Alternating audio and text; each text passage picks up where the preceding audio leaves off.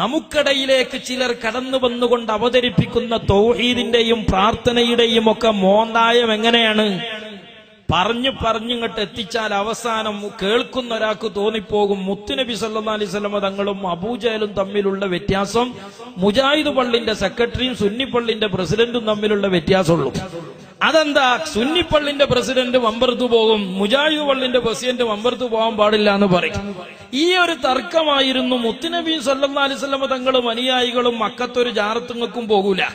അതേ സമയത്ത് അവിടെ ഉണ്ടായിരുന്ന അബൂലഹബും ഉത്തുബത്തൊക്കെ എന്ത് ചെയ്യും? എന്തോ തിങ്കളാഴ്ച രാവും വ്യാഴാഴ്ച രാവൊക്കെ വന്ന അപ്പുറത്തും ഇപ്പുറത്തൊക്കെ ഉള്ള കുറെ ജാറത്തുങ്ങ പോയിട്ട് സ്വലാത്തുല്ലി പോരും, ഒരു യാസീൻ ഓതിപ്പോരും. ഇതായിരുന്നു അവർ തമ്മിലുള്ള തർക്കമെന്ന് വരുത്തി തീർക്കാനുള്ള ശ്രമം. ആ ശ്രമം എന്തിന്റെ പേരിലാണ് ഈ സമുദായത്തിൽ ഉണ്ടായത്? യഥാർത്ഥത്തിൽ അല്ലാഹു അല്ലാത്തവരോട് പ്രാർത്ഥിക്കാമെന്ന് പറയുന്ന ഒരു തർക്കം, അല്ലാഹു അല്ലാത്തവരിലേക്ക് അല്ലാഹുവിന് നൽകേണ്ട അർത്ഥനയും അപേക്ഷയും പ്രാർത്ഥനയും നൽകാമെന്ന് പറയുന്ന ഒരു വാദം ഇസ്ലാമിക ചരിത്രത്തിൽ ഒരു കാലത്തും ഇസ്ലാമിന്റെ പേരിൽ ഒരാളും ഉയർത്തിക്കൊണ്ടുവന്നിട്ടില്ല. പക്ഷേ ഒരു തർക്കം ഇസ്ലാമിക ലോകത്ത് കൊണ്ടുവന്നിട്ടുണ്ട്. അത് ഖവാരിജുകൾ കൊണ്ടുവന്ന തർക്കമാണ്. ആ ഖവാരിജുകൾ കൊണ്ടുവന്ന തർക്കം എന്താണ്? ഇസ്ലാമിക സമുദായത്തെ ഭിന്നിപ്പിക്കുവാനും കലഹിപ്പിക്കുവാനും വിഭാഗീയവൽക്കരിക്കുന്നതിനും വേണ്ടി ഈ ഉമ്മത്തിൽ കടന്നു വന്ന കപടവിശ്വാസികളായ ഖവാരിജുകള് സമുദായത്തെ ഒരിക്കലും ഐക്യപ്പെടാനും ഒരിക്കലും യോജിക്കാനും കഴിയാത്ത രീതിയിൽ ഈ ഉമ്മത്തിനെ രണ്ടായി പിളർത്താൻ അവർ കൊണ്ടുവന്ന ഒരു വിശ്വാസപരമായ ഭിന്നതയുണ്ട്.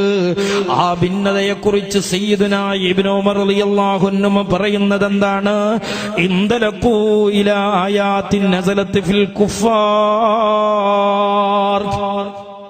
അവിശ്വാസികൾക്കെതിരിൽ അഥവാ അല്ലാഹ് ഒന്നിലധികമുണ്ട് എന്ന് വിശ്വസിച്ച ലാ ഇലാഹ ഇല്ലല്ലാ എന്ന കലിമത്ത് പറയപ്പെടുമ്പോ യസ്തക്ബിറൂൻ അഹങ്കരിച്ച് പുറംതിരിഞ്ഞു പോകുന്ന, ജീവിതത്തിൽ തമാശക്ക് പോലും ലാ ഇലാഹ ഇല്ലല്ലാ ഒന്ന് തൊള്ളകൊണ്ടെങ്കിലും പറയാത്ത അവിശ്വാസികളായ ആളുകളുടെ ബഹുദൈവാരാധനയെ, ആ ബഹുദൈവാരാധനയെ വിമർശിച്ചുകൊണ്ടിറങ്ങിയ ഒരുപാട് ആയത്തുകളുണ്ട്. ആ ആയത്തുകൾ ഇത്തരം ഖവാരിജുകൾ കയ്യിലെടുത്തുകൊണ്ട് ചെയ്യുന്ന പണി എന്താണ്? ഇൻദലഖൂ ഇലാ ആയാത്തിൻ നസലത്ത് ഫിൽ കുഫാർ. അവിശ്വാസികളായ ലാ ഇലാഹ ഇല്ലല്ലാഹ് ജീവിതത്തിൽ ഒരിക്കൽ പോലും പറയാത്ത, ലാ ഇലാഹ ഇല്ലല്ലാഹ് വിശ്വസിക്കാത്ത, അല്ലാഹുവിലേക്ക് പെൺകുട്ടികളെ ചേർത്തി പറയുന്ന, മരിച്ചു കഴിഞ്ഞാൽ ഖബറുകളിൽ നിന്ന് പുനഃസൃഷ്ടിക്കുന്ന പടച്ചറബിന്റെ കഴിവുകൾ അംഗീകരിക്കാത്ത പരിപൂർണരായ വിശ്വാസികളുടെ വിശ്വാസത്തെ വിമർശിച്ചുകൊണ്ടിറങ്ങിയ ആയത്തുകൾ എടുത്തിട്ട് ഫജഅലുഹാ അലൽ മുസ്ലിമീൻ, ആ ആയത്തുകൾ മുസ്ലിമീങ്ങളുടെ പെരടിയിൽ വെച്ച് കെട്ടുകയാണ്. ആ ആയത്തുകൾ യഥാർത്ഥ വിശ്വാസികൾക്കെതിരെ ഓതുകയാണ്. ലാ ഇലാഹ ഇല്ലല്ലാഹ് വിശ്വസിക്കാത്ത അബൂജഹലിന്റെ വിശ്വാസത്തെ വിമർശിച്ച ആയത്തുകള് ലാ ഇലാഹ ഇല്ലല്ലാഹ് വിശ്വസിച്ച അന്നത്തെ മുസ്ലിമീങ്ങൾക്കെതിരിൽ ഓതിയിട്ട് അവരിൽ ശിർക്ക് ആരോപിച്ച കക്ഷികളാണ് ഖവാരിജുകൾ. എന്തിനാണ് അവരത് ചെയ്തത്? മുസ്ലിമീങ്ങളെ കൊലപ്പെടുത്താൻ, മുസ്ലിമീങ്ങളിൽ കലഹങ്ങളും കക്ഷിത്വങ്ങളും കൊണ്ടുവന്ന് ഇസ്ലാമിക പ്രസ്ഥാനത്തെ നശിപ്പിക്കാൻ കപടവിശ്വാസികളായ ഖവാരിജുകൾ ഈ ഉമ്മത്തിൽ കൊണ്ടുവന്ന വികൃതിയായിരുന്നു അത്. എന്നിട്ടോ ലാ ഇലാഹ ഇല്ലല്ലാഹ് ഊണിലും ഉറക്കിലും ഹൃദയത്തിൽ ആവാഹിച്ചെടുത്ത വിശ്വാസികളെ അബൂജഹലിന്റെ വിശ്വാസക്കാരായി ചിത്രീകരിച്ച് അബൂജഹലിനെതിരെ ഇറങ്ങിയ ആയത്തുകൾ ഫജഅലുഹാ അലൽ മുസ്ലിമീൻ, മുസ്ലിമീങ്ങൾക്കെതിരിൽ ഇത്തരം ആയത്തുകൾ ഓതിയിട്ട് സമുദായത്തിൽ ഭിന്നതയുണ്ടാക്കുകയും യഥാർത്ഥ മുസ്ലിമീങ്ങൾ അവിശ്വാസികളാണെന്ന് വരുത്തി തീർത്ത് അവരെ കൊലപ്പെടുത്തുവാനും അവരുടെ രക്തവും സമ്പത്തും കൊള്ള ചെയ്യാനും രക്തം ചൊരിയാനും ന്യായങ്ങൾ കണ്ടെത്തിയ കക്ഷികളായ ഖവാരിജുകള്. ആ ഖവാരിജുകളെ സംബന്ധിച്ചുകൊണ്ട് ഇബ്നു ഉമർ റളിയല്ലാഹു അൻഹു പറയുന്നുണ്ട്, കാന റളിയല്ലാഹു തആല അൻഹുമാ, ഇബ്നു ഉമർ റളിയല്ലാഹു അൻഹുമാ ഇത്തരം കക്ഷികളെ കുറിച്ച് എടുത്ത നിലപാടെന്താണ്? ആ ഖവാരിജുകളെ കുറിച്ച് നടത്തിയ വിലയിരുത്തൽ എന്താണ്? യറാഹും ശിറാറു ഖൽഖില്ലാഹ്, അവർ അല്ലാഹുവിന്റെ സൃഷ്ടികളിൽ ഏറ്റവും ഷർറുടയവരാണ്. അവിശ്വാസികളെക്കാളും ഷർറ് അവരാണ്. അല്ലേ? അവിശ്വാസികളെ കല്യാണത്തിന് വിളിച്ചുമ്പോ എന്താ വഹാബിയാളെ വിളിച്ചാത്തതെന്ന് ചോദിക്കും. അവിശ്വാസികൾ ഈ കക്ഷിത്വവും കലഹങ്ങളും സമുദായത്തിന്റെ ഉള്ളിലുണ്ടാക്കിയവരല്ല. ഖവാരിജികൾ എന്ത് നിലപാടാണോ മുസ്ലിം ഉമ്മത്തിൽ കൊണ്ടുവന്നത്, അതേ നിലപാടിൽ ഒന്നുപോലും വിട്ടുകളയാതെ ഈ ഉമ്മത്തിൽ പുനരാവർത്തിച്ചു കൊണ്ടുവന്ന കക്ഷികളാണ് ഈ സമുദായത്തിൽ നമ്മൾ കാണുന്ന വഹാബികൾ എന്ന് പറയുന്ന കക്ഷികൾ. അവർ ഈ സമുദായത്തിൽ ഉയർത്തിക്കൊണ്ടുവരുന്ന മുദ്രാവാക്യമുണ്ട്, പ്രാർത്ഥന അള്ളാഹുവിനോട് മാത്രം. ഇത് യഥാർത്ഥത്തിൽ മുസ്ലിം ലോകത്തൊരു തർക്കമുള്ള കാര്യമേ അല്ല. അള്ളാഹുവിനോട് മാത്രമേ പ്രാർത്ഥിക്കാവൂ എന്നത് മുസ്ലിം ലോകത്ത് തർക്കമുള്ള കാര്യമേ അല്ല. അതുപോലെ സുജൂദ് അള്ളാഹുവിന് മാത്രമേ നടത്താവൂ എന്ന ഒരു കാര്യം മലക്കുകൾക്കിടയിലും തർക്കമേ ഉണ്ടായിരുന്നില്ല. ഇതുപോലെ മുസ്ലിം ഉമ്മത്തിൽ വിധി പറയേണ്ടത് ഖുർആൻ അനുസരിച്ചാണ് എന്ന കാര്യത്തിൽ സ്വഹാബികൾക്കിടയിലും ഒരു കാലത്തും തർക്കമുണ്ടായിട്ടില്ല. പക്ഷേ കലിമത്തു അക്കിന്നുരീദ ബിഹിൽ ബാത്തിൽ, ദുരുദ്ദേശം വെച്ചുകൊണ്ട് ശരിയായ വാചകങ്ങളെ സമൂഹത്തിൽ വക്രീകരിച്ച് കാണിക്കുന്ന ഒരു പ്രവൃത്തി ലോകത്ത് ആദ്യം തുടങ്ങിയത് ഇബ്ലീസുൽ ലഈൻ എന്ന് പറയുന്ന ആളാണ്. ആദം നബി അലൈഹിസ്സലാത്തു വസ്സലാമിനോട് അല്ലാഹു തആല ആദം നബിയെ ആദരിച്ച് സുജൂദ് ചെയ്യാൻ കൽപ്പിക്കുമ്പോൾ അന്ന് മലക്കുകൾക്കിടയിൽ ഇബ്ലീസ് ഉയർത്തിക്കൊണ്ടുവന്ന മുദ്രാവാക്യമാണ് സുജൂദ് അല്ലാഹ്ക്കേ പറ്റുള്ളൂ എന്നത്. ഇബ്ലീസ് കൊണ്ടുവന്ന മുദ്രാവാക്യം ഓക്കെയാണ്, പക്ഷേ ആ മുദ്രാവാക്യത്തിന്റെ പിന്നിലുള്ള ഉദ്ദേശം ബാത്തിലാണ്. ഇതുപോലെ മഹാന്മാരായ സ്വഹാബികൾക്കിടയിൽ മുനാഫിക്കീങ്ങൾ കടന്നുകയറി ഉണ്ടാക്കിയ ധാരണപ്പശകുകളിലൂടെ രൂപപ്പെട്ടു വന്ന രൂക്ഷമായ ഒരു യുദ്ധമുഖത്തെ പ്രഗത്ഭരായ സ്വഹാബിമാർ എഴുന്നേറ്റ് നിന്നുകൊണ്ട് അവർക്കിടയിൽ മസ്ലഹത്തിന്റെയും മദ്യം പറച്ചിലിന്റെയും രംഗം സൃഷ്ടിച്ചപ്പോൾ ആ ഖവാരിജുകൾ അന്ന് ഈ ഉമ്മത്തിൽ പിളർപ്പ് നിലനിർത്തുന്നതിന് വേണ്ടി കൊണ്ടുവന്ന മുദ്രാവാക്യമാണ് ഇനിൽ ഹുക്മു ഇല്ലാ ലില്ലാഹ്. ഈ സ്വഹാബിമാർക്ക് മദ്യം പറയാൻ അവകാശമില്ല, മദ്യം പറയേണ്ടത് ഖുർആനാണ്. അതുകൊണ്ട് ഈ സ്വഹാബികളുടെ ഇടയിൽ ഭിന്നതയ്ക്ക് പരിഹാരമായി ഐക്യം കൊണ്ടുവരാൻ പ്രഗത്ഭരായ സ്വഹാബിമാരുണ്ടാക്കിയ ആ കാർമ്മികത്വത്തെ തള്ളിപ്പറയാൻ അന്ന് ഖവാരിജുകൾ ഉയർത്തിക്കൊണ്ടുവന്ന മുദ്രാവാക്യം ഇനിൽ ഹുക്മു ഇല്ലാ ലില്ലാഹ്, ഖുർആനാണ് പറയേണ്ടത്, സ്വഹാബിമാരല്ല എന്ന മുദ്രാവാക്യമാണ്. യഥാർത്ഥത്തിൽ അന്ന് ഖവാരിജുകൾ കൊണ്ടുവന്ന മുദ്രാവാക്യം ഒക്കെയാണ്, പക്ഷേ കലിമത്തു അക്കിന്നുരീദ ബിഹിൽ ബാത്തിൽ, അതുകൊണ്ട് അവർ ഉദ്ദേശിച്ചത് ഈ ഉമ്മത്ത് ഭിന്നിച്ചു കാണണമെന്നാണ്. ഇതുപോലെ മുസ്ലിം സമുദായത്തിൽ ഒരു കാലത്തും തർക്കമില്ലാത്ത വിഷയമാണ് അള്ളാഹുവിന് മാത്രമേ പ്രാർത്ഥിക്കാവൂ എന്നത്. അള്ളാഹ്ക്ക് കൊടുക്കേണ്ട പ്രാർത്ഥന അള്ളാഹു അല്ലാത്തവർക്ക് നൽകിക്കൂടാ എന്ന കാര്യത്തിൽ മുസ്ലിം ലോകത്ത് തർക്കമില്ല. എന്നിട്ടും എന്തിനാണ് ഈ ഒരു മുദ്രാവാക്യം മുസ്ലിമീങ്ങൾക്കിടയിൽ കൊണ്ടുവരുന്നത്? അമുസ്ലിമീങ്ങളായ ആളുകൾക്ക് പ്രാർത്ഥന പഠിപ്പിച്ചു കൊടുക്കാനല്ല, അമുസ്ലിമീങ്ങളായ ആളുകൾക്ക് അള്ളാഹുവിനെയും അള്ളാഹുവിലുള്ള ആരാധനയും അള്ളാഹുവിനോടുള്ള പ്രാർത്ഥനയും പഠിപ്പിച്ചു കൊടുക്കാനല്ല, മറിച്ച് അള്ളാഹുവിനെ വിശ്വസിക്കുകയും അള്ളാഹുവിനെ അംഗീകരിക്കുകയും അള്ളാഹുവിനോട് മാത്രമായി പ്രാർത്ഥിക്കുകയും ചെയ്യുന്ന വിശ്വാസികൾക്കിടയിൽ അവരുടെ യഥാർത്ഥ വിശ്വാസത്തെ അവിശ്വാസമായി ചിത്രീകരിക്കാനാണ് വഹാബികൾ ഈ മുദ്രാവാക്യം കൊണ്ടുവരുന്നത്. ഇത് നമ്മൾ പറയുന്ന ഒരു ആരോപണമല്ല. ഒരു മുജാഹിദ് മൗലവി തന്നെ പച്ചയായി പറയുന്നുണ്ട്. എന്താണ് അയാൾ പറയുന്നത്? മുജാഹിദ് പ്രസ്ഥാനം കേരളത്തിൽ തൗഹീദ് പറയുന്നത് അവിശ്വാസികളോടല്ല, ലാ ഇലാഹ ഇല്ലല്ലാഹ് വിശ്വസിക്കുകയും ലാ ഇലാഹ ഇല്ലല്ലാഹ് അംഗീകരിക്കുകയും ചെയ്യുന്ന വിശ്വാസികളോടാണ്, മുസ്ലിമീങ്ങളോടാണ് കേരളത്തിൽ മുജാഹിദുകൾ തൗഹീദ് പറഞ്ഞുകൊണ്ടിരിക്കുന്നത് എന്ന് സഹോദരന്മാരെ പച്ചയായി തന്നെ മൗലവി നമ്മെ ഓർമ്മപ്പെടുത്തുകയാണ്. കേരളക്കരയിൽ മുജാഹിദ് പ്രസ്ഥാനം പ്രബോധനം ചെയ്തത് ലാ ഇലാഹ ഇല്ലല്ലാഹ് എന്ന് ഒട്ടും അംഗീകരിക്കാത്തവരുടെ മുമ്പിലല്ല, മട്ടം പോലെ അംഗീകരിച്ചോലെ മുന്നിലാണ്. ലാ ഇലാഹ ഇല്ലല്ലാഹ് മട്ടം പോലെ അംഗീകരിച്ചോടത്തേക്ക് പിന്നെ നിങ്ങളൊരു ലാ ഇലാഹ ഇല്ലല്ലാഹ് കയറ്റുന്നത് ബസറിക്ക് കാരക്ക കയറ്റലാണ് മുജാഹിദ്. ലാ ഇലാഹ ഇല്ലല്ലാഹ് മട്ടം പോലെ വിശ്വസിച്ച മുസ്ലിമീങ്ങൾക്കിടയിൽ നിങ്ങൾ കൊണ്ടുവരുന്ന ലാ ഇലാഹ ഇല്ലല്ലാഹ് അത് യുക്തിവാദമാണ് മുജാഹിദേ.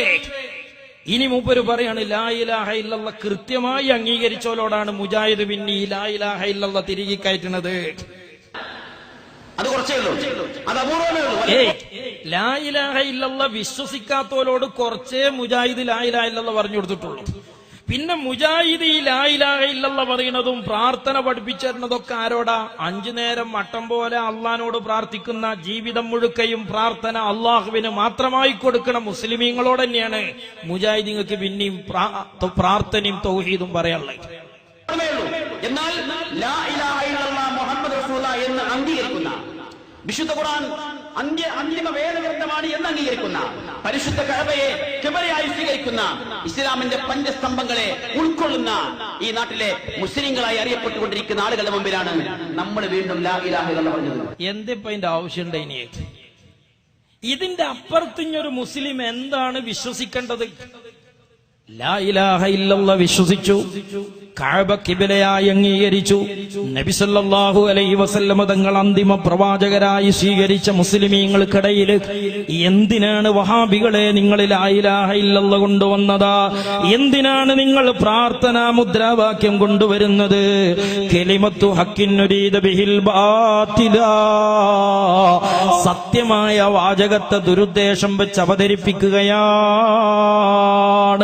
ഇനി തുടർന്ന് അയാൾ ബാക്കി പറയട്ടെ. ആ ലാ ഇലാഹ ഇല്ലല്ലാഹ് അർത്ഥം എന്തായിരുന്നു? ആ ലാ ഇലാഹ ഇല്ലല്ലാഹയുടെ അർത്ഥം നമ്മൾ വിശ്വസിക്കുന്ന ലാ ഇലാഹ ഇല്ലല്ലാഹയുടെ അർത്ഥമല്ല ഓൽപ്പര് പറയുന്നത്. ലാ ഇലാഹ ഇല്ലല്ലാഹ് വിശ്വസിക്കുന്ന നമ്മിലേക്ക് മുജാഹിദുകൾ കൊണ്ടുവന്നൊരു ലാ ഇലാഹ ഇല്ലല്ലാഹ് ഉണ്ടല്ലോ, അതിന്റെ അർത്ഥം എന്താ? അതിന്റെ അർത്ഥം അംബിയാ ഔലിയാക്കളുടെ മുഅ്ജിസത്ത് കറാമത്ത് ഇസ്ലാം ഒന്ന് പുറത്താക്കണ ലാ ഇലാഹ ഇല്ലല്ലാഹ്. ആ ലാ ഇലാഹ ഇല്ലല്ലാഹ് അർത്ഥവും പൊരുളും എന്തായിരുന്നു? അല്ലാഹു അല്ലാതെ മറ്റൊരു ആരാധ്യനുമില്ല എന്ന് പ്രഖ്യാപിച്ചുകൊണ്ട് തന്നെ ആ പ്രഖ്യാപനം നിലനിൽക്കെ തന്നെ നേർക്കുനേരെ ഇലാഹാണെന്ന് അറിയപ്പെടുന്ന ഒരാളെയും ഇലാഹായി സ്വീകരിക്കാതെ തന്നെ. എത്ര കൃത്യ! ലാ ഇലാഹ ഇല്ലല്ലാഹ് അംഗീകരിച്ചുകൊണ്ട് നേർക്കുനേരെ ലാ ഇലാഹ ഇല്ലല്ലാഹ്ക്കെതിരായി മറ്റൊരു അള്ളാനെ അംഗീകരിക്കാതെ തന്നെ നമ്മൾ എന്താ ചെയ്തത്? അംബിയാ ഔലിയാക്കളെ നമ്മൾ വിളിച്ചു. അതെന്തുകൊണ്ടാ? ഇലാഹായതുകൊണ്ടല്ല, അള്ളാന്റെ അടിമകളും അള്ള വെച്ച ഇടയാളന്മാരുമായതുകൊണ്ടാണ്. എന്നാൽ അറിയാതെ പലരെയും ഇലാഹായി സ്വീകരിക്കുന്ന അവസ്ഥയിലേക്ക് മുസ്ലിം സമൂഹം കടന്നുപോയി. അതോലൊരു സംശയരോഗാണ്. നമ്മൾ അറിയാതെ അല്ലല്ലാത്ത പലരെ ഇലാഹാക്കിക്കണു എന്നത് നമ്മുടെ വിശ്വാസം ഓല് പറയണം, അല്ലേ? അങ്ങനെ ഇപ്പൊ അവനാന്റെ പെണ്ണുങ്ങൾക്ക് അയലോക്കത്ത് അയമോട്ടിനേറ്റ് ബന്ധമുണ്ട് എന്ന് ഒരാൾ അങ്ങനെ പറഞ്ഞിടന്നാല് അത് മാനസികം എന്ന് പറഞ്ഞ് നാട്ടുകാരെ എഴുതിത്തള്ളുന്നല്ലാതെ നമ്മൾ ലാ ഇലാഹ ഇല്ലല്ലാഹ് വിശ്വസിക്കണോലാണ്, കഅബ ഖിബലയായി അംഗീകരിച്ചോലാണ്, നബി സല്ലല്ലാഹു അലൈഹി വസല്ലം തങ്ങൾ റസൂലായി വിശ്വസിച്ചവരാണ്. മാത്രമല്ല ലാ ഇലാഹ ഇല്ലല്ലാഹ്ക്കെതിരായി മറ്റൊരു ഇലാഹിനെയും നേർക്കുനേരെ നമ്മൾ അംഗീകരിച്ചിട്ടുമില്ല. നമ്മളെ കൽബിൽ അള്ളയല്ലാത്ത മറ്റൊരു ഇലാഹുല്ല. പക്ഷെ മുജാഹിദിന് ഇങ്ങനെ തോന്നുകയാണ് നമ്മൾ അള്ളയല്ലാത്ത മറ്റാരെയോ പഠിച്ചോനാക്കിക്കണ്. ബീരാൻകുട്ടിക്ക് പെണ്ണുങ്ങൾ അയമോട്ടിനേറ്റ് എന്തോ ലോകിയുണ്ട് എന്ന് കെട്ടിക്കൊണ്ടെന്ന് ആ കെട്ടിക്കൊണ്ടതിന്റെ മുമ്പേ തോന്നൽ തുടങ്ങിയതാ. ആ മരിച്ചോളം അതേറ്റാണ് നടക്കുക എന്നല്ലാതെ അതിനിപ്പോ എന്ത് മരുന്നാ കൊടുക്കുക? സഹോദരന്മാരെ, ഇതൊരു വലിയ ക്രൂരതയാണ്. മുസ്ലിമീങ്ങളിൽ ഇല്ലാത്ത വിശ്വാസം അടിച്ചേൽപ്പിക്കുകയാണ് വഹാബികൾ ചെയ്യുന്നത് ഇത്തരം മുദ്രാവാക്യങ്ങളിലൂടെ. മാത്രല്ല, ഒരു മുജാഹിദ് മൗലവി പറയാണ്, ഈ രാജ്യത്തെ സുന്നത്തി ജമാഅത്തിന്റെ പണ്ഡിതന്മാർക്കെതിരിൽ മറ്റൊരു പച്ചയായ ആരോപണം വേറൊരു മൗലവി ഉന്നയിക്കുകയാണ്. എന്താണ് മൂപ്പര് പറയുന്നത്? ഖുൽ യാ അയ്യുൽ കാഫിറൂൻ എന്ന ആയത്തോതിയിട്ട് അള്ളാഹുവിനെ മാത്രമേ ആരാധിക്കാവൂ, അള്ളാഹിനോട് മാത്രമേ പ്രാർത്ഥിക്കാവൂ എന്ന് പറയുമ്പോ, മുജാഹിദ് മൗലവിമാർ ഇങ്ങനെ നമ്മളോട് പറയുമ്പോ നമ്മൾ പറയത്തരെ അല്ലാത്തവരോടും പ്രാർത്ഥിക്കാം. ഇങ്ങനെ പറയുന്ന മൂല്യന്മാരുണ്ട് എന്നാണ് സമുദായത്തിന്റെ മുന്നിൽ ഇവർ വരുത്തി തീർക്കുന്നത്. ഖുൽ യാ അയ്യുൽ കാഫിറൂൻ എന്ന ഖുർആനിലെ 109-ാമത്തെ അധ്യായത്തെ കുറിച്ച് ആലോചിച്ചിട്ടുണ്ടെങ്കിൽ കാഫിർ എന്ന് പറഞ്ഞാരാ? നമ്മൾ സാധാരണ മനസ്സിലാക്കുന്നത് മീമോ കാഫോ എന്ന് ഇരിക്കും. നമ്മൾ മീമോ കാഫോ, സത്യത്തിൽ ചോദിക്കുന്നവനായിരിക്കും കാഫ്, മറ്റോ മീമോ ആയിരിക്കും. ഇവിടെ ഹൈന്ദവ സഹോദരങ്ങളെ ക്രിസ്ത്യാനികളൊക്കെയാണ് നമ്മൾ എന്താ പറയാ, കാഫ്, നമ്മൾ മീമ്. നങ്ങ് കേൾക്കണോ? ആരാ യഥാർത്ഥത്തിൽ മീമ്? കാഫ്. നമ്മളാണ് കാഫ്, അവരോ മീമ്. അതെന്താ അങ്ങനെ? ഇവിടെ കാഫിർ എന്നൊരാളെ പറയപ്പോഴറിയങ്ങള് അയാൾക്ക് സത്യപ്രബോധനം എത്തിയിട്ട് ആ പ്രബോധനത്തെ അയാൾ നിഷേധിക്കണം, അപ്പോഴേ അയാൾ കാഫറാവുള്ളൂ. ഇവിടുത്തെ ബാലേട്ടനോ രാമേട്ടനോ കാഫറാവില്ല എന്ന് മനസ്സിലാക്കണം. അതായത് എല്ലാം ഇങ്ങോട്ട് ഉൾട്ടിയാക്കുക. എന്താണോ തൗഹീദ് അത് ശിർക്കാക്കുക, എന്താണോ ശിർക്ക് അത് തൗഹീദാക്കുക. ബാലന്റെ മതം ഏതാണോ അത് ഇസ്ലാമാക്കുക, ഇസ്ലാം അബൂബക്കർ മതം ഏതാണോ അത് ബാലന്റെ മതാക്കുക. ഇങ്ങനെ തലതിരിഞ്ഞ പിരാന്തിനാണ് വഹാബീസ് എന്ന് പറയാം. അതെന്തുകൊണ്ട്? ഒരു പുതിയ വിവരമായിട്ട് നിങ്ങൾ മനസ്സിലാക്കണ്ട. ഇയാള് പറയുന്നതൊക്കെ പഴയ വിവരയിക്കാരം എന്ന് മൂപ്പർക്ക് മാത്രം തോന്നലുണ്ട്. അബദ്ധമായിട്ട് നിങ്ങൾ മനസ്സിലാക്കണ്ട, യാഥാർത്ഥ്യമാണ്, സുബദ്ധാണ്. ആരെ കാഫിറാവുള്ളൂ എന്നറിയോ? സത്യദീൻ പ്രവാചകന്മാരെത്തിച്ചു കൊടുത്ത് അവരുടെ കാതുകളിൽ തൗഹീദ് എത്തിച്ചതിന് ശേഷം അവർ അതിനെ നിഷേധിക്കുമ്പോഴാണ് ഒരാൾ കാഫിറായി തീരുക. മനസ്സിലായോ? അല്ലല്ലാതെ ആരാധനക്കറിയില്ല എന്ന് ഖുർആനിന്റെ ആയത്ത് കൊണ്ട് ഓതി തെളിയിക്കുക. ഉസ്താദ് വരെ അല്ലല്ലാത്തവരെ ആരാധിക്കുക. നാം മനസ്സിലാക്കണം, ഇതാണ് കാഫ്. ഏത് ഉസ്താദോടോ എന്നോട് അങ്ങനെ പറഞ്ഞത്? അല്ലാഹു അല്ലാത്തവരെ ആരാധിക്കാൻ പാടില്ല എന്ന് മുജാഹിദീങ്ങൾ വന്നിട്ട് വലിയ തൗഹീദിന്റെ 22 കാരറ്റ് ഇങ്ങനെ തരുമ്പോ ഉസ്താദുമാര് വന്നിട്ട് പറയാണത്രേ അല്ലാത്തവർക്ക് ആരാധിക്കാമെന്നും. എത്ര വലിയ വഞ്ചനയും എത്ര വലിയ ക്രൂരതയുമാണ് ഈ ഉമ്മത്തിലേക്ക് വഹാബികൾ കൊണ്ടുവരുന്നത്. പ്രാർത്ഥന അള്ളാനോട് മാത്രം എന്ന ഒരു നല്ല മുദ്രാവാക്യം ഉയർത്തിപ്പിടിച്ച്, സുജൂദ് അള്ളാഹ്ക്ക് മാത്രം എന്ന മുദ്രാവാക്യം വെച്ച് അള്ളാനോട് ധിക്കാരം കാണിച്ച് ശിർക്കിലേക്കും കുഫറിലേക്കും പോയ ഇബ്ലീസിനെ പോലെ ഖവാരിജികൾക്ക് സ്വഹാബികൾക്കിടയിൽ ഇനിൽ ഹുക്മു ഇല്ലാ ലില്ലാഹ്, ഖുർആൻ അനുസരിച്ച് വിധി പറയാവൂ എന്ന് പറഞ്ഞ് സ്വഹാബികളെ ഐക്യപ്പെടുത്താൻ ശ്രമിച്ച സ്വഹാബികളിൽ നിന്ന് ഉമ്മത്തിനെ അടർത്തി മാറ്റി കലഹത്തിലേക്കും കക്ഷിത്വത്തിലേക്കും കൊണ്ടുപോകാൻ ഖവാരിജികൾ കൊണ്ടുവന്ന മുദ്രാവാക്യം പോലെ മൗലവിയുടെ ഭാഷയിൽ തന്നെ പറയട്ടെ, ലാ ഇലാഹ ഇല്ലല്ലാഹ് മട്ടം പോലെ വിശ്വസിച്ച, അള്ളാന്റെ ഹബീബ് പ്രവാചകനാണെന്ന് അംഗീകരിച്ച, വിശുദ്ധമായ കഅബ ഖിബ്ലയാണെന്ന് വിശ്വസിച്ചു പോരുന്ന, ലാ ഇലാഹ ഇല്ലല്ലാഹ്ക്കെതിരായി മറ്റൊരു ഇലാഹിനെ നേർക്ക് നേരെ വിശ്വസിക്കുകയോ പറയുകയോ ചെയ്യാത്ത മുസ്ലിമീങ്ങളെ സംബന്ധിച്ചുകൊണ്ട് അവർ അല്ലാത്തവർക്ക് ആരാധിക്കാമെന്ന് പറയുന്നവരാണ് എന്ന് വരുത്തി തീർത്തുകൊണ്ട് ഫജഅലൂഹാ അലൽ മുസ്ലിമീൻ. ഇനി എന്താ വഹാബികളുടെ അടുത്ത സ്റ്റെപ്പ്? ലാ ഇലാഹ ഇല്ലല്ലാഹ് വിശ്വസിക്കുന്ന മുസ്ലിമീങ്ങൾക്കിടയിൽ വന്നിട്ട് അവർ അല്ലാത്തവർക്ക് ആരാധിക്കുന്നവരും ആരാധിക്കാമെന്ന് പറയുന്നവരുമാണെന്ന് വരുത്തി തീർത്തിട്ട് അടുത്ത സ്റ്റെപ്പ് എടുക്കുന്നത് എവിടേക്കാണ്? ഖവാരിജികളുടെ സ്റ്റെപ്പിലേക്കാണ്.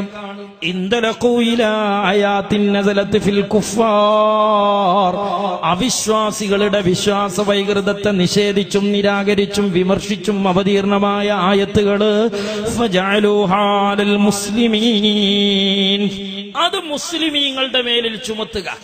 എന്നിട്ട് മുസ്ലിമീങ്ങളോട് തൗഹീദ് പറയാ, മുസ്ലിമീങ്ങൾക്ക് ലാ ഇലാഹ ഇല്ലല്ലാഹ് പറഞ്ഞു കൊടുക്കുക, മുസ്ലിമീങ്ങളോട് പ്രാർത്ഥന അള്ളാഹ്ക്ക് മാത്രമേ നടത്താവൂ എന്ന് പറയാ. എന്തിന്? അവരെ മുസ്ലിമായി അവരെ അവിശ്വാസികളായി ചിത്രീകരിക്കാൻ. ഇത് തന്നെയല്ലേ പൂക്കിപ്പറമ്പിലും വഹാബികൾ ചെയ്തത്?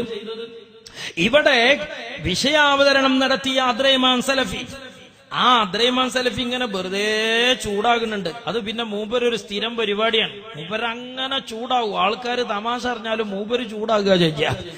അങ്ങനെ ഈറ്റായി മൂപ്പര് പ്രസംഗിക്കുകയാണ്. അങ്ങനെ പ്രസംഗിച്ചിട്ട് മൂപ്പര് കുറെ ആയത്തോതുന്നുണ്ട്. ഓതണ ആയത്തുകളൊന്നും ഞമ്മക്ക് അഭിപ്രായ വ്യത്യാസമില്ലാത്ത ആയത്തുകളാണ്. അള്ളാഹ്ക്ക് മാത്രമേ പ്രാർത്ഥിക്കാവൂ എന്ന് തെളിയിക്കാൻ അദ്രൈമാൻ സലഫി ഓതിയ ഏതൊക്കെ ആയത്തുകളുണ്ടോ ആ ആയത്തുകളിലൊന്നും ആ ആശയത്തിലൊന്നും നമുക്ക് അഭിപ്രായ വ്യത്യാസമില്ല. അഭിപ്രായ വ്യത്യാസമുള്ളത് എവിടെയാണ്? അള്ളാഹ്ക്ക് മാത്രമേ പ്രാർത്ഥിക്കാവൂ എന്ന കാര്യത്തിലല്ല, അള്ളാഹുവിനോട് നടത്തണമെന്ന് അള്ള പറഞ്ഞ പ്രാർത്ഥന എന്താണ് എന്നാണ്. പ്രാർത്ഥന അള്ളാഹ്ക്ക് മാത്രം എന്ന മുദ്രാവാക്യം വെച്ചിട്ട് മണിക്കൂറുകളോളം ഇവിടെ മൈക്കന്റെ മുമ്പിൽ നിന്ന മൗലവിമാർ ഒരിക്കൽ പോലും എന്താണ് പ്രാർത്ഥന എന്ന് സമൂഹത്തെ പഠിപ്പിച്ചു കൊടുത്തില്ല. ചക്ക എന്താണ് എന്ന് പഠിപ്പിച്ചു കൊടുക്കുമ്പോഴാണ് മാങ്ങ ചക്കിപ്പെട്ടതല്ല എന്ന് തിരിയാ. കള്ള് എന്താണ് എന്ന് പഠിപ്പിച്ചു കൊടുക്കുമ്പോഴാണ് കട്ടൻ ചായ കള്ളുപ്പെട്ടതല്ല എന്ന് തിരിയാ. ഇത് പഠിപ്പിക്കണ്ടേ ആദ്യം?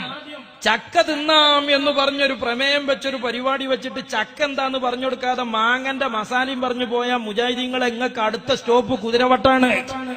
അപ്പൊ അതുകൊണ്ട് ഇത്രയും മണിക്കൂറുകൾ ഇവിടെ പ്രസംഗിച്ചിട്ട് പ്രാർത്ഥന എന്താന്ന് പറഞ്ഞു കൊടുത്തില്ല. മറിച്ച് പ്രാർത്ഥിക്കാൻ അള്ളാനോട് മാത്രമേ പറ്റുള്ളൂ എന്നതിന് ഒരുപാട് ആയത്തോതുകയാണ്. ആ കൂട്ടത്തിൽ അദ്രൈമാൻ സലഫി ഓതുന്ന ആയത്തു കാണാം. മൂപ്പര് പറയാണ്, വലിയ ചങ്കും കൊല്ലൊക്കെ വണ്ണം വെപ്പിച്ചിട്ട് പറയാണ്, അള്ളാന്റെ ഖുർആൻ പറഞ്ഞ കൽപ്പന അള്ളാഹ്ക്ക് മാത്രമേ പ്രാർത്ഥിക്കാവൂ എന്നാണ്. എന്തിനാ മൗലവി അത് ഈ ഉമ്മത്തിനെ പഠിപ്പിക്കാൻ നിങ്ങൾ മൈക്കെട്ടിയത്? അതിൽ തർക്കണ്ടോ? തർക്കം എവിടെയാണ്? നിങ്ങൾ പറയുന്ന ഒരു പ്രാർത്ഥന ഉണ്ട്, അത് ഞാൻ വിശദീകരിച്ചു തരുന്നുണ്ട്. അതാണോ പ്രാർത്ഥന? ഇവിടെ നോക്കൂ നിങ്ങൾ, മൗലവി ഉദ്ഉ റബ്ബക്കും തളർറുഅൻ വഖുഫിയാ, വിനയത്തോടെ ഭക്തിയോടെ അള്ളാഹ്ക്ക് ആരാധിക്കണമെന്ന് പറയുന്ന ആയത്തോതിയിട്ട് ജനങ്ങളോട് ദുആഇന്റെ ഗൗരവം പഠിപ്പിക്കുകയാണ്.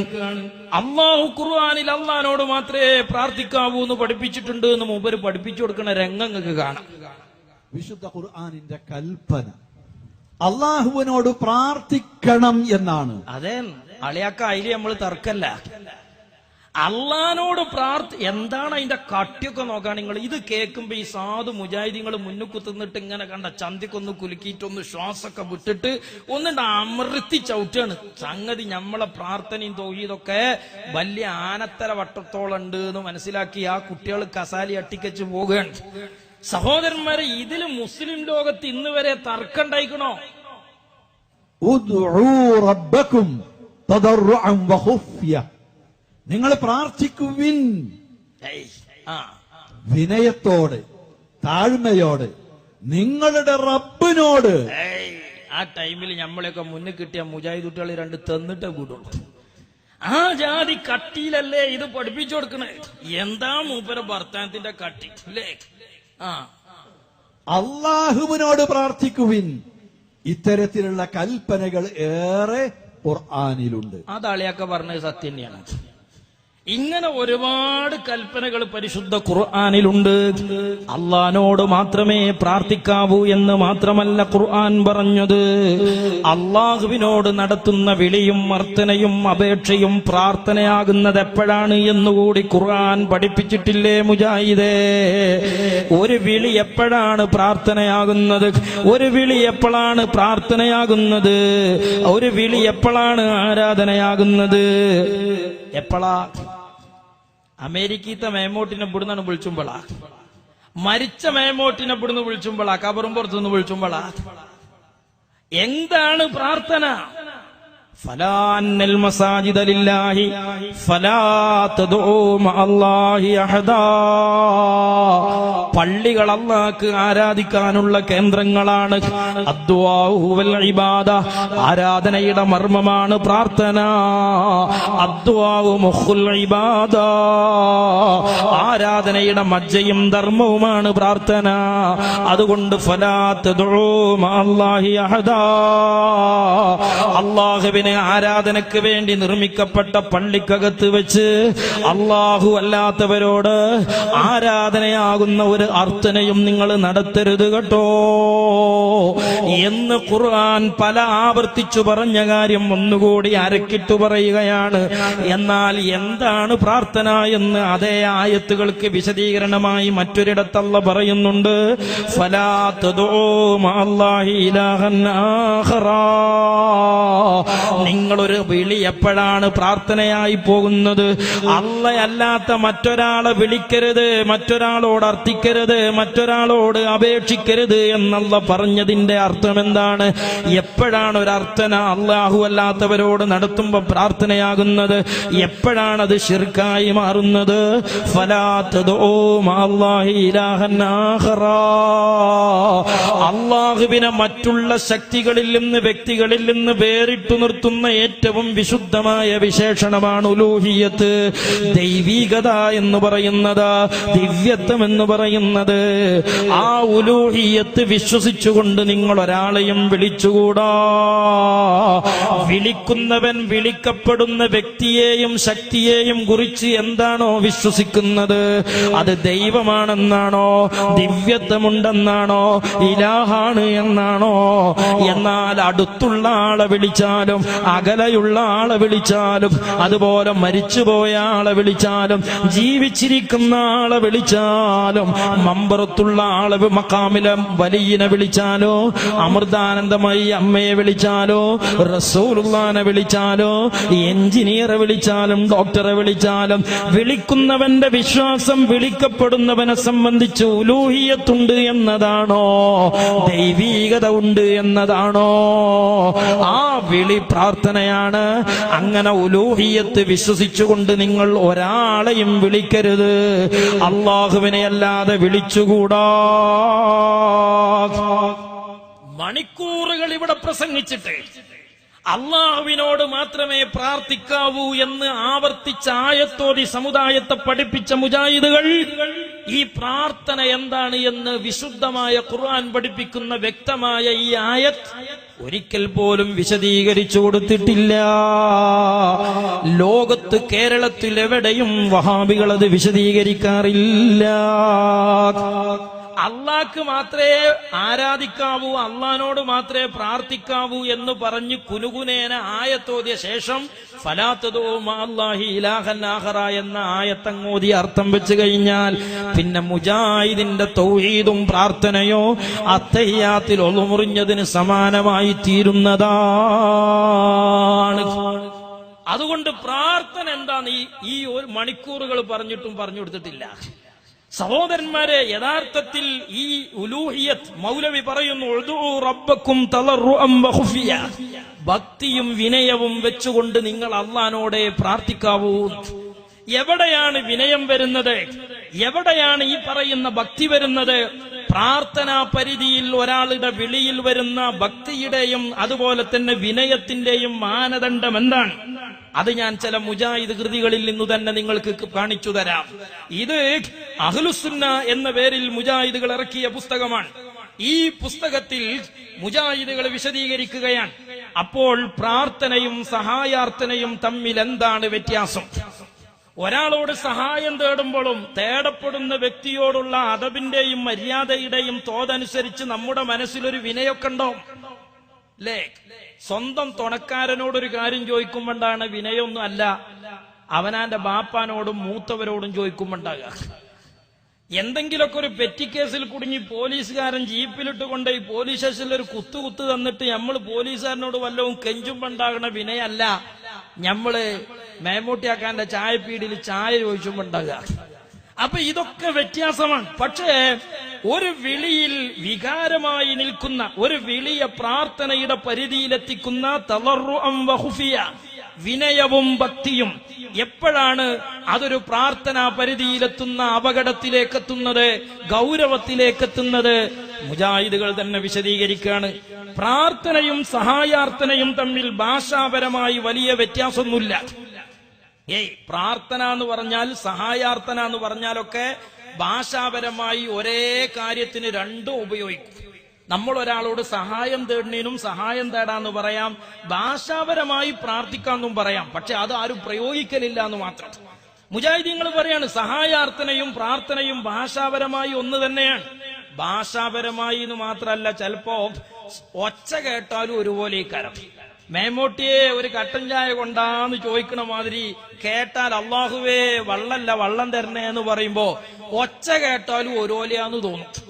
അപ്പോ ഒച്ച കേട്ടാലോ അർത്ഥം നോക്കിയാലോ ഒന്നും ഒരു സംഗതി പ്രാർത്ഥനയാണ് എന്ന് പറയാൻ നിർവാഹമല്ലാന്ന് മുജാഹിദ് ബുക്ക്.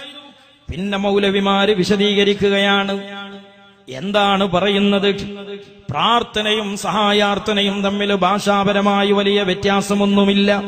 സഹായം അർപ്പിക്കപ്പെടുന്ന ശക്തിയെക്കുറിച്ച് അഥവാ വിളിക്കപ്പെടുന്ന ശക്തിയെയും വ്യക്തിയെയും കുറിച്ച് അത് വ്യക്തിയോ മരമോ കല്ലോ മക്ബറയോ എന്തായാലും ദൈവമെന്നോ ആരാധ്യനെന്നോ ദിവ്യത്വമുണ്ടെന്നോ വിശ്വാസമുണ്ടെങ്കിൽ ആ അർത്ഥന ആരാധനയാണ്. ഫലാ തദ്ഉ മഅല്ലാഹി ഇലാഹൻ ആഖറ. ഈ വിശ്വാസം വേണം. ഏത് വിശ്വാസം? ഖബറിനോടാണെങ്കിലും കല്ലിനോടാണെങ്കിലും മരത്തോടാണെങ്കിലും വ്യക്തിയോടാണെങ്കിലും ശക്തിയോടാണെങ്കിലും മരിച്ചുപോയോരോടാണെങ്കിലും ജീവിച്ചിരിക്കുന്നവനോടാണെങ്കിലും ബാപ്പാനോടാണെങ്കിലും അമ്മായിമാനോടാണെങ്കിലും ഡോക്ടറോടാണെങ്കിലും ഔലിയാക്കളോടാണെങ്കിലും ആരോടാണെങ്കിലും ഒരു കാര്യം നമ്മൾ അഭ്യർത്ഥിക്കുമ്പോ, ഒരു സഹായം നമ്മൾ തേടുമ്പോൾ അതെപ്പോഴാണ് തളർറുഅൻ വഖുഫിയ എന്ന പ്രാർത്ഥനാ വിനയത്തിലേക്ക് എത്തുന്നത്? മൗലവി പറയുന്നു, ദൈവമെന്നോ ആരാധ്യനെന്നോ ദിവ്യത്വമുണ്ടെന്നോ വിശ്വാസമുണ്ടെങ്കിൽ ആ അർത്ഥന ആരാധനയാണ്. ഈ വിശ്വാസമില്ലെങ്കിൽ വെറും സഹായാർത്ഥന മാത്രമാണ്. മുജാഹിദെ, ഇനിയെങ്കിലും ഞങ്ങളെ വിശ്വാസം എന്താണെന്ന് ഞങ്ങളാണ് പറഞ്ഞുതരാം. നിങ്ങൾ ഈ പ്രസവിച്ച പെണ്ണിനില്ലാത്ത വരുത്ത കണ്ടുക്കണ ഒത്താച്ചിയാക്കുണ്ട് എന്ന് പറയില്ല. നിങ്ങൾ ആ ചിത്താന്തൊന്ന് ഒഴിവാക്കി. ഞങ്ങള് മമ്പറന്നങ്ങളെ വിളിക്കുന്നതും റസൂലുള്ളാനെ വിളിക്കുന്നതും ബദരീങ്ങളെ വിളിക്കുന്നതും ഡോക്ടറെ വിളിക്കുന്നതും എഞ്ചിനീയറെ വിളിക്കുന്നതും മേമോട്ടിനെ വിളിക്കുന്നതും ഒന്നും ദൈവാണ് എന്നുള്ള വിശ്വാസത്തിലല്ല, ദിവ്യത്തുണ്ട് എന്നുള്ള വിശ്വാസത്തിലും അല്ല, അവർ ആരാധനക്കർഹരാണ് എന്നുള്ള വിശ്വാസത്തിലും അല്ല. ഞങ്ങളെ വിശ്വാസം എന്നതാന്ന് പറഞ്ഞാൽ അല്ല, നിങ്ങളെ വിശ്വാസം മറ്റതാന്ന് പറയാൻ ഞാൻ എന്താ ഇപ്പൊ കാട്ട്? ഇന്ത്യ രാജ്യം അല്ലെങ്കിൽ അതിനൊക്കെ കുണ്ടമ്പടിയാ മാറും. ഇവിടെ പോയി പറ്റൂലല്ലോ. അപ്പൊ എങ്ങനെയാണ് ഇസ്തിഗാസ? ഈ വിശ്വാസമില്ലെങ്കിൽ എങ്ങനെയാണ് പ്രാർത്ഥനയിലെത്തുക? ഉദ്ഉ റബ്ബക്കും തളർറുഅൻ വഖുഫിയാ. ദൈവമാണെന്നും ദിവ്യത്വമുണ്ടെന്നും ആരാധനക്കർഹതയുണ്ടെന്നും വിശ്വസിച്ചുകൊണ്ട് ഒരാളെ നിങ്ങൾ വിളിക്കാൻ പാടുള്ളൂ. റബ്ബക്കും, അത് നിങ്ങളെ റബ്ബിനെയാണെന്ന് ഖാലല്ലാഹു അസ്സ വജൽ. പ്രാർത്ഥന അള്ളാഹിനോട് മാത്രം, അവിടെ തീർന്നു. ബാക്കി ആ പ്രസംഗത്തിൽ മുജാഹിദ് പറഞ്ഞത് മുഴുവൻ കറ്റുകെട്ടി പറയുന്ന പച്ചക്കളവുകളാണ്. നമ്മിലില്ലാത്തൊരു വിശ്വാസം നമ്മിലേക്ക് വിളക്കിച്ചേർത്ത് നമ്മളെ അവിശ്വാസികളാക്കാൻ പണ്ട് ഖവാരിജുകൾ വിശ്വാസികൾക്കിടയിൽ ചെയ്ത ക്രൂരമായ പ്രവർത്തനം ചെയ്യുന്നു മുജാഹിദുകൾ. സുഹൃത്തുക്കളെ, ഇത് ഒരു പുസ്തകത്തിൽ മാത്രമല്ല, ഇനിയോ അൽമനാറിൽ മുജാഹിദുകൾ വിശദീകരിക്കുന്നുണ്ട്. എന്താണ് മുജാഹിദുകൾ പറയുന്നത്? റബ്ബക്കും തളർറുഅൻ വഖുഫിയാ. അങ്ങേയറ്റത്തെ വിനയത്തോടെ ഭക്തിയോടെ നിങ്ങൾ അല്ലാഹ്ക്ക് മാത്രമേ വിളിക്കാവൂ, പ്രാർത്ഥിക്കാവൂ. വിനയം പലയിടത്തും നമ്മൾ കാട്ടും. ഒരു ഡോക്ടറേറ്റ് പോകുമ്പോ അതിനനുസരിച്ചൊരു വിനയം ഉണ്ടാവും. ഒരു മക്ബറി ചെല്ലുമ്പോ അവിടെ ഉള്ള ഒരു അദബും അനുസരിച്ചൊക്കെ ഒരു വിനയം ഉണ്ടാവും. ഒരു പോലീസ് സ്റ്റേഷനിൽ ചെല്ലുമ്പോ അവിടുത്തെ മര്യാദക്കനുസരിച്ചൊരു വിനയം ഉണ്ടാവും. പക്ഷേ ആ വിനയങ്ങളൊന്നും പ്രാർത്ഥനാ പരിധിയിൽ വരാത്തത് എന്തുകൊണ്ട്? മുജാഹിദിന് മമ്പറം മക്കാമിലെ വിനയം പ്രാർത്ഥനയാവുകയും പോലീസ് സ്റ്റേഷനിലെ വിനയം പ്രാർത്ഥനയാകാതിരിക്കുകയും ചെയ്യാനുള്ള കാരണം എന്താ? നിങ്ങള് SI രാധാകൃഷ്ണൻ മരിച്ചിട്ടില്ല, അതുകൊണ്ട് ഞാൻ അവിടെ എന്തു പറഞ്ഞാലും പ്രാർത്ഥനയല്ല. മമ്പറം തങ്ങൾ ബാബ മരിച്ചതുകൊണ്ട് ഇനിയിപ്പോ അവിടെ എന്തും പറഞ്ഞിട്ടില്ലെങ്കിലും പ്രാർത്ഥനയാ മുജാഹിദ്. ഇതൊക്കെ എന്ത് പിരാന്താ മുജാഹിദേ? നിങ്ങൾ നിങ്ങളുടെ ഓഫീസിലിരുന്ന് കണക്കുകൂട്ടിണ്ടാക്കുന്ന കുത്തിത്തിരിപ്പിനാണോ പ്രാർത്ഥന എന്ന് പറയുന്നത്? നിങ്ങൾ നിങ്ങളുടെ ഓഫീസിലിരുന്നിട്ട് എഴുതി കൂട്ടിണ്ടാക്കുന്ന തോന്നിയാസത്തിനാണോ പ്രാർത്ഥന എന്ന് പറയുന്നത്? ഈ ഉമ്മത്തിന്റെ മുന്നിൽ ഇസ്ലാമിന്റെ ചതുർപ്രമാണം വെച്ച് പ്രാർത്ഥന ഇന്നതാണെന്ന് വിശദീകരിച്ചു കൊടുത്തതിന്റെ ശേഷമാണ് ഞങ്ങൾ ചെയ്യുന്ന ഇസ്തിഗാസ പ്രാർത്ഥനയിൽ പെടും എന്ന് ഈ ഉമ്മത്തിനെ നിങ്ങൾ ബോധ്യപ്പെടുത്തേണ്ടത്. അൽമനാർ പറയുന്നു, അപ്പോൾ അങ്ങേയറ്റത്തെ അനുസരണയും താഴ്മയും അടിമത്വവും ഒക്കെ തന്നെയും നമ്മൾ ഒരാളെ മുന്നിൽ അങ്ങേയറ്റത്തെ അനുസരണം കാട്ടി, അങ്ങേയറ്റത്തെ വിനയം കാട്ടി, പോലീസുകാരെങ്ങനെ കുപ്പായ കൊള്ളർന്ന് പിടിച്ചിട്ട് മുട്ടുംകാലോണ്ട് പള്ളക്ക് ഇങ്ങനെ കുത്താൻ നിൽക്ക സാറേ ഒരു വിളിയാ. അങ്ങേയറ്റത്തെ ദുന്യാവിന്ന് എത്രത്തോളം കാലുടിച്ചാൻ പറ്റുമോ അജാതി കോലത്തിലാണ് ആ വിളി. പക്ഷേ അങ്ങേയറ്റത്തെ അനുസരണവും താഴ്മയും അടിമത്വമൊക്കെ തന്നെയും ഇബാദത്തും തൗഹീദിന് വിരുദ്ധവുമായി തീരണമെങ്കിൽ അതിന്റെ പിന്നിൽ ഒരു വിശ്വാസമുണ്ടാകണം. ഒച്ചയിൽ അവസാനം ഒരു നേന്നുണ്ടായാൽ അത് പ്രാർത്ഥനയാവില്ല. പണ്ടൊരു നാട്ടില് മൂലയർ എങ്ങനെ നാട്ടുകാർ തോരുന്നാളോ ആൾക്കാർ ഇങ്ങനെ ബെരലും പൊട്ടിച്ച് കുത്തിർക്കും ആമീൻ പറഞ്ഞിട്ടുണ്ട്. അവസാനം മൂപ്പര് പറഞ്ഞു, ഇതാ സമീത്തുണ്ടേ ഫഖുൽ ആമീൻ. നിങ്ങൾ ഞാനിങ്ങനെ വർത്താനം പറയുന്നതിന്റെ ഇടയിൽ അവസാനം ഒരു ടേന്ന് കേട്ടാ അവിടെയൊക്കെ നിങ്ങൾ ആമീൻ പറയണം കേട്ടോ. ഇതുപോലെ അവസാനം ഒരു ടേന്ന് കേട്ടാൽ, ഒരു നേന്ന് കേട്ടാൽ ആകണ ഒരു സാധനാണോ ഈ പ്രാർത്ഥന? ബദരീങ്ങളെന്ന് പറഞ്ഞു എന്നാണ് നീട്ടിയ പ്രാർത്ഥനയോ അല്ലേ? ഇങ്ങനെ ഒരു ശബ്ദം പരിഗണിച്ചും ഒരു പ്രവൃത്തി പരിഗണിച്ചുമാണോ? അൽമനാർ പറയുകയാണ്, ഒരു അനുസരണയും താഴ്മയും അടിമത്വമൊക്കെ തന്നെയും തൗഹീദിന് വിരുദ്ധമാകണമെങ്കിൽ അതിന്റെ പിന്നിൽ ദിവ്യത്വ സങ്കല്പവും ദൈവമാണെന്ന വിശ്വാസ സങ്കല്പമുണ്ടാകണം. അതനുസരിച്ചുകൊണ്ടുള്ള വിശ്വാസവും ദൈവസങ്കല്പവും അതിനനുസരിച്ചുള്ള വിശ്വാസവും കൂടി ഉണ്ടായിരിക്കണമെന്ന് വരുന്നു. അപ്പൊ ഉലൂഹിയത്ത് വിശ്വസിച്ചുകൊണ്ടുള്ള വിളിയാണ്, ഉലൂഹിയത്ത് വിശ്വസിച്ചുകൊണ്ടുള്ള അർത്ഥനയാണ് പ്രാർത്ഥന മുജാഹിദുകൾ പറയുക മാത്രമല്ല. അതുകൊണ്ടല്ലേ സൽസബീലിൽ ഉമർ മൗലവി എഴുതിയത്. എന്താ ഉമർ മൗലവി സൽസബീലിൽ എഴുതിയത്? ഞമ്മളെക്കാട്ടിലും കടുകട്ടിയിൽ മൂപ്പര് എഴുതുകയാണ്. അതൊക്കെ എന്താ കാരണം എന്ന് ചോദിച്ചാൽ, ഈ മനുഷ്യന്മാരുണ്ടാക്കുന്ന എല്ലാ കളവുകളും ഒരു തല മട്ടൽമ ചവിട്ടിയ മാതിരി ഒരു തലക്ക ചവിട്ടുമ്പോ മറ്റേ തല പൊന്തും, മൂടിയേക്കാൻ കഴിയൂല.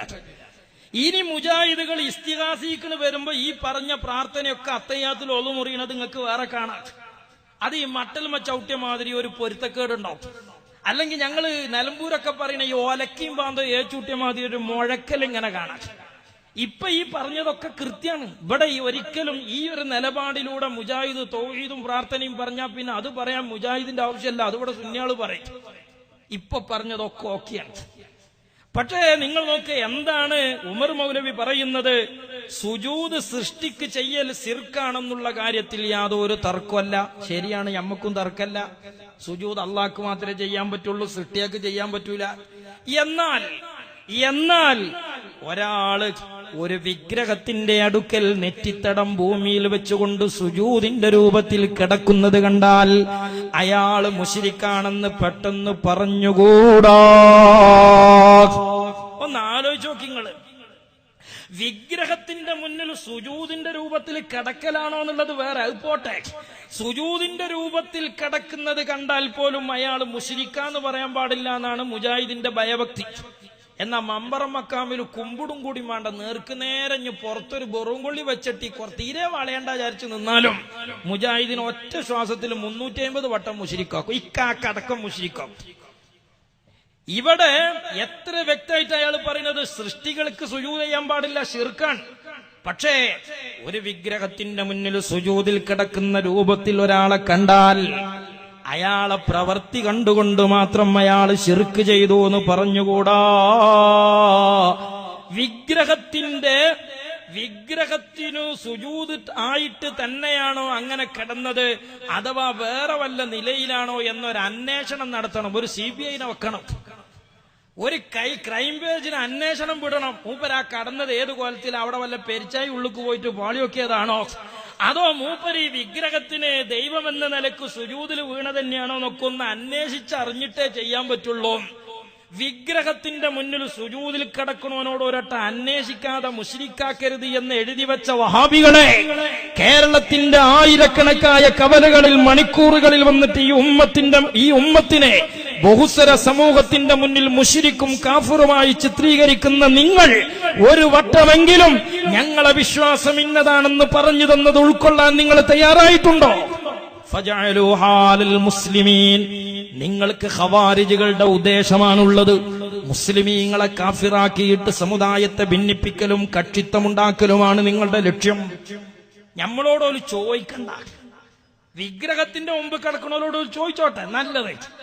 നമ്മൾ മമ്പർത്ത് പോണോരോട് ചോദിക്കൊന്നും വേണ്ട, ജസ്റ്റ് നമ്മൾ അങ്ങോട്ട് പറഞ്ഞു കൊടുത്താൽ അതൊന്ന് പരിഗണിച്ചൂടെ? നമ്മളൊന്ന് അങ്ങോട്ട് പറഞ്ഞു കൊടുത്താൽ പരിഗണിച്ചൂടെ? ഇനി ശംസുദ്ദീൻ പാലത്തേർന്ന മൗലവി അത് പ്രസംഗിക്കണം. ഏത് സുജൂദിന്റെ മുമ്പ്, വിഗ്രഹത്തിന്റെ മുമ്പിൽ സുജൂദ് കിടക്കണ കണ്ടാലൊന്നും പെട്ടെന്ന് കാഫിറാക്കാൻ പാടില്ല. അഭൗതികമായ ഒരു വികാരം, ആരാധനാപരമായ ഒരു ഭാവം, പ്രാർത്ഥനാഭാവം എന്റെ മനസ്സിൽ കടന്നു വന്നാൽ അതെപ്പോഴാ കടന്നു വരിക? ആരാധനപരമായൊരു ഭാവം എപ്പോഴാണ് മനസ്സിൽ കടന്നു വരിക? അൽമനാർ പറയുന്നു, ദിവ്യത്വ സങ്കല്പം ഉണ്ടാവുകയും തദനുസൃതമുള്ള വിശ്വാസം ഉണ്ടാവുകയും ചെയ്യുമ്പോഴാണ് ഈ ആരാധനാ മനോഭാവം വരിക എന്നാണ്. അതില്ലാതെ ഒരാൾ വിഗ്രഹത്തിന്റെ മുന്നിൽ സുജൂദ് കിടന്നാൽ, മമ്പറം മക്കാമിൽ സിയാറത്തിന് പോണത് പിന്നെയല്ലേ? മാത്രം മതി ഒരു കാര്യം ഇബാദത്താകാൻ. ഇതില്ലാതെ നമ്മൾ സുജൂദിൽ കിടന്നാലും ആ സുജൂദ് പാപമായേക്കും എന്നല്ലാതെ ശിർക്കാണ് എന്ന് പറയാൻ പറ്റില്ല. ഇതില്ലാതെ നമ്മൾ സുജൂദിൽ കിടന്നാലും ആ സുജൂദ് പാപമായേക്കും എന്നല്ലാതെ ശിർക്കാണ് എന്ന് പറയാൻ പറ്റില്ല. സുഹൃത്തുക്കളെ, പറഞ്ഞുകൊണ്ടുവന്നത് റബ്ബക്കും തളർറുഅൻ വഖുഫിയാ, ഈ അങ്ങാടിയിൽ വന്ന് വിനയത്തോടെ ഭക്തിയോടെ അള്ളാനോട് മാത്രമേ നിങ്ങൾ പ്രാർത്ഥിക്കാവൂ എന്ന് അദ്രൈമാൻ സലഫി ആയത്തോതിയത് എന്തിനാണ്? അള്ളാഹു അല്ലാത്തവരോട് പ്രാർത്ഥിക്കുന്ന, അള്ളാഹു അല്ലാതെ ഇലാഹുകളുണ്ടെന്ന് വിശ്വസിക്കുന്ന മുസ്ലിമീങ്ങൾക്ക് തൗഹീദ് പഠിപ്പിക്കാനല്ല. ലാ ഇലാഹ ഇല്ലല്ലാഹ് വിശ്വസിക്കുന്ന, അള്ളാഹ്ക്ക് മാത്രം പ്രാർത്ഥന കൊടുക്കുന്ന, കഅബാലയം ഖിബിലയായി ഉൾക്കൊള്ളുന്ന, അള്ളാന്റെ ഹബീബ് റസൂലാണെന്ന് അംഗീകരിക്കുന്ന മുസ്ലിമീങ്ങളിൽ ശിർക്കാരോപിക്കാനാണ്, അവരെ കാഫിറുകളായി ചിത്രീകരിക്കാനാണ് യഥാർത്ഥത്തിൽ മന്ദ ഒറ്റേ കാലിലാണ് മുജാഹിദ്.